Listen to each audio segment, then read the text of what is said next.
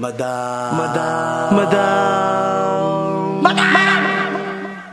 Madam Ivan. Hi guys! Welcome back to my channel. For today's video, habang nagkakagulo sila sa baba, tayo ay maglilinis naman dito sa kwarto natin. Yeah.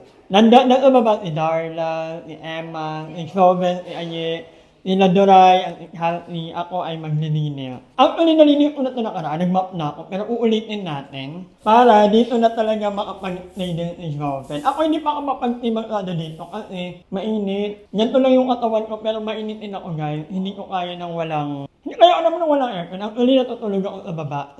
Sa ilalim ng hagdan. Kasi sobrang lamig sa baba kapag umaga. Dito naman, malamig naman kapag gabi. Pero, siyempre, gabi tayo gising. Sa umaga tayo tulog. So, nagigising din ako. Hindi ko kaya matulog dito sa taas. For the meantime, habang wala pang aircon. So, medyo mahirap lang ang kasi ang likod nito guys ay puro bubong. So, ipapaalam pa namin kung pwede bang maglagay ng maliit na butas. Although balak ko kung mag-aircon ako dito, window type, ayoko na yung flip type kasi ang mahal ng maintenance.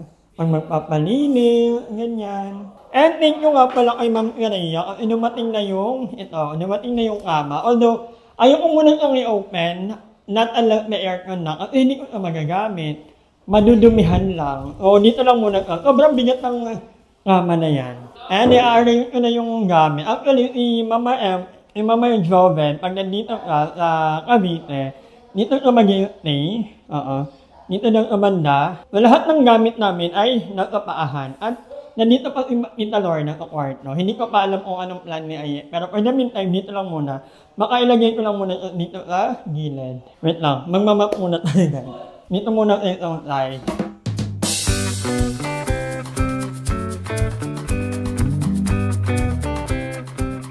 Ito yung pangalawang araw na naturuan ako ng anti-rabies. Babalik ako sa November 18. At happy birthday nga pala sa nanay ko. Hi mama, happy birthday. Pagod ako na whole day kahapon.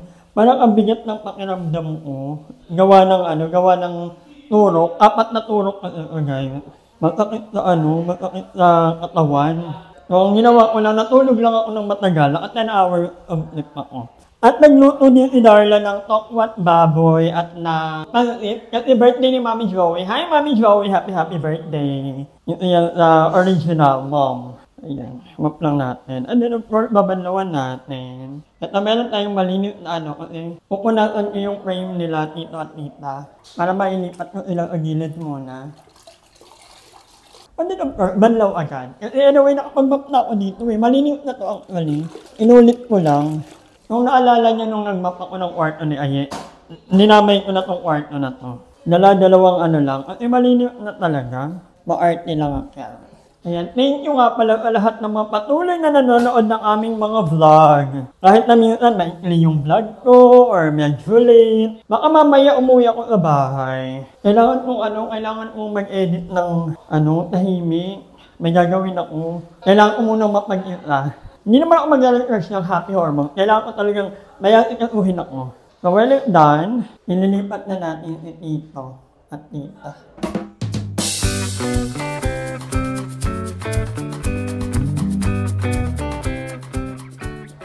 Nagkakagulo ang mga bakla sa baba. Nag-assemble nagpa-vlog din si Aye actually. Mga bakla, mag-ay naman kayo sa vlog ko. Hi. Hello! Hi. So, ayan. Ano ginagawa mo? Naglilinis ako ng art. Ay, clean. Yan. Masipag. Kala ko naka-live ka. Hindi. Nag-vlog ako. So, ayan. Habang naglilinis sila, habang nag-assemble sila ng tayo ay busy din dito. Sa baba. Ay, sa taas. So, ito itita. Dinakalan ko ito itita na karang Wait lang tita ha. Ito ka lang.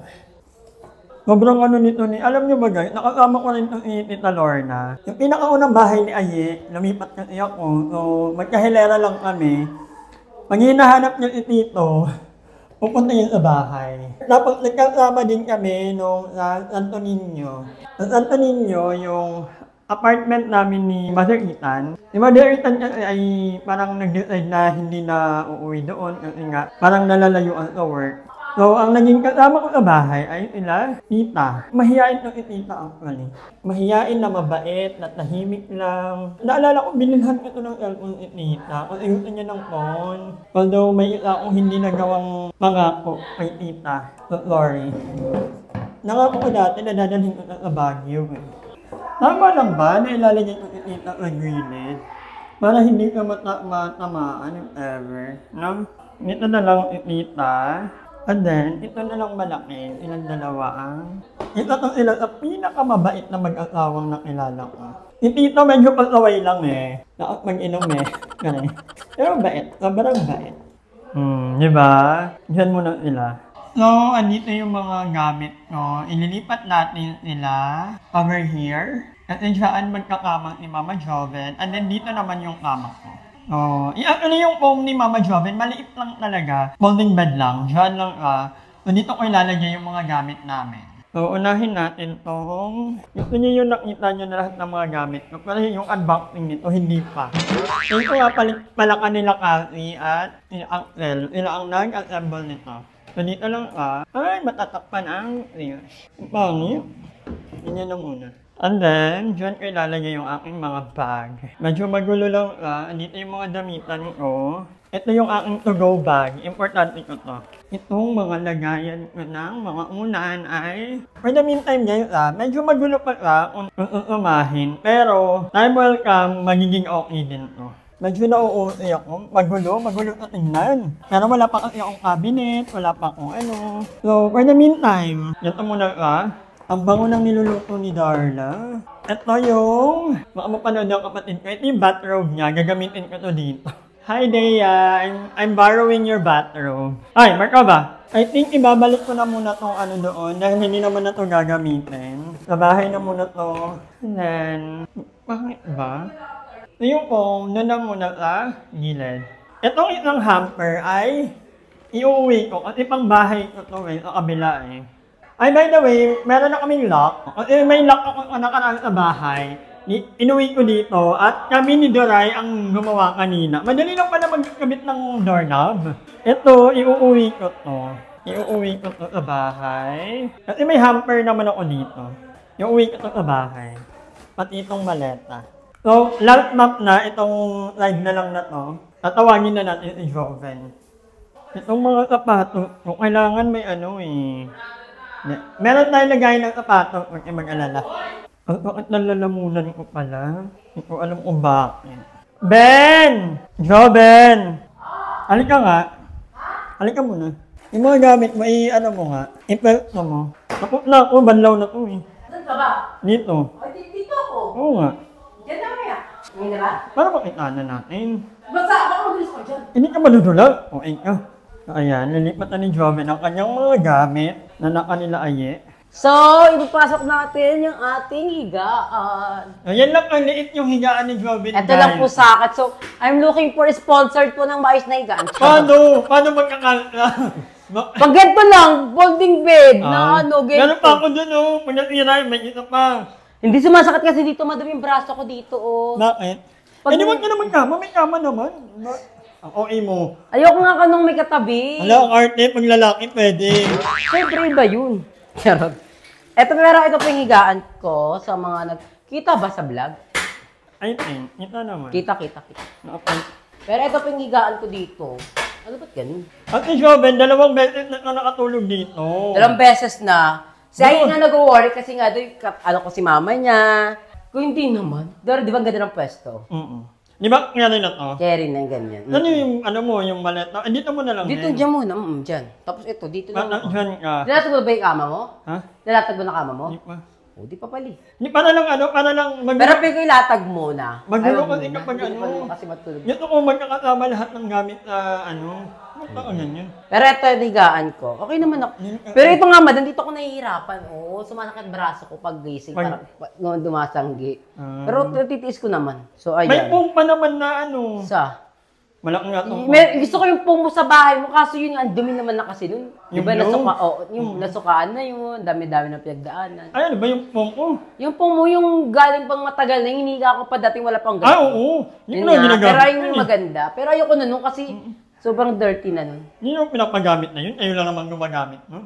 Anyway, yung ano mo, ilatag mo na rin. Yung ano? Gusto ko makita yung limit, Ay, yung ano, yung in-air mo. Parang kung alam, Bakla! Carton box lang yun. Dun ko lang ilalagay sa gilid, oh. nauuiyak mo. Kala mo napakadami kong gamit. Isang maleta lang yun at isang ano ha. Oo, tatlo na yung gamit na yung oven. Maleta, higaan, tsaka yung skincare. Lagay ng in-air, yun lang. Yun lang. Siguro isa pa yung lagay ng dabahan ko, yung tote Uy, bag mo. kunin ko na yun, ipapadala ko na yun. Kasi lagay ako ng labahan. Akin na itong isa. Yung uwi, yung pambahay ko yun. Ay, wala ako. Wala akong Saan kilala pa na. No, may isa ka pang ano, ayun o, itong gawin mo. Yan. Ayan, kahit saan dyan, basta may lagayan lang. Kasi kung wala, ilalatag ko yan dyan. Pakalat-kalat yan. Kung saan Ay, nakalagay yung mga hindi pwede labahan. yun. Pero ayan, okay naman.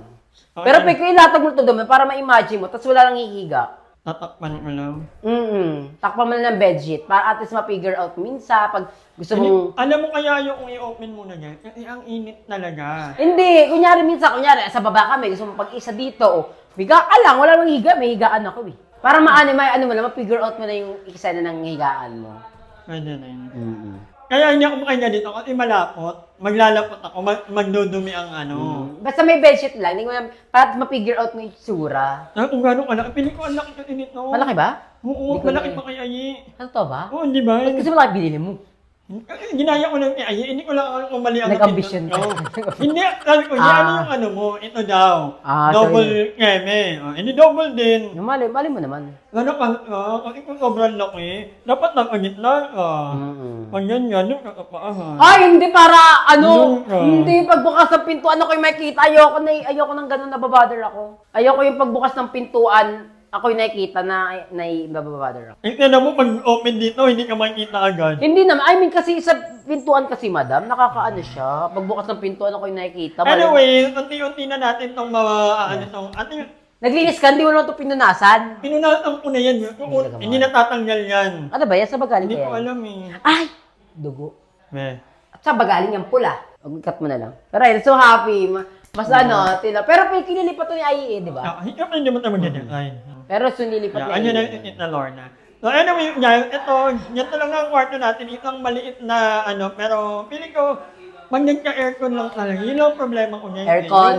Yung init lang talaga. Kasi kung kaya ko mag-stay dito at pag magulong na baba, kagaya ngayon, ang gulo. Kaya ngayon nga sabi ko sa'yo, kunyari maingay, gusto mong pag-isa, higa ka dyan. Ayun yung pinapoy ko, kaya ilatag mo na. Ilatag ko na. Hindi ko kasi higaan yan, may higaan naman ako. Tsaka kung humiga naman ako dyan, hindi naman ako madumi. Bibigyan kita ng ikaw lang ha. Oo. Tsaka kung humiga naman ako, tik sa'yo mo, napakadugit ko para ano yung higaan mo. Hindi naman, wala naman sinabi. Hindi, tinakita ko ito. Pero madam pa ako niya, gusto mong pag-isa, may bisita ka, di ba? Gabi, Anyway, guys, tatapusin ko lang. Tapos na actually ang ating paglilinis. So, yeah. Iniisip ko kung bubuksan ko na ba. Comment down below. Ma'am Ireya, ito na. Excited na ako actually buksan. Ang ganda-ganda niya. So, comment down below kung i-open na natin. Dali, comment kayo. I-open na o wag munang i-open. But anyway, guys, hanggang dito lang muna. Ano na, mga daray-day? Hanggang dito lang muna ang ating andito pa kay Bea. Thank you, Bea, sa paglilinis ng ER. Nilinis yung ER namin sa baba. Maganda ka, nandito kung yung bintana, yung di ganon. Yung mga open talaga. Kaya mahal ka ng bintana na ito na alam ipabago pa natin. But anyway, hanggang dito lang muna ang vlog na to. Nilinisin pa natin to. Ano ba linisin? Comment down below na nga lang kung i-open ko na tong kama ko or what. Thank you kay Durayday dahil meron na tayo, ninulungan niya tayong magkabit ng doorknob. Nakala mo napakahirap. Madali lang pala. Kami lang nagkabit nito. At anyway, hanggang dito lang muna ang vlog na to. Maraming salamat sa panonood. And I will see you on my next vlog. Hi! Maraming salamat sa panonood ng video na to. At kung natuwa ka, please don't forget to like and share this video. Mag-subscribe na rin kayo para bongga na. Yun lang.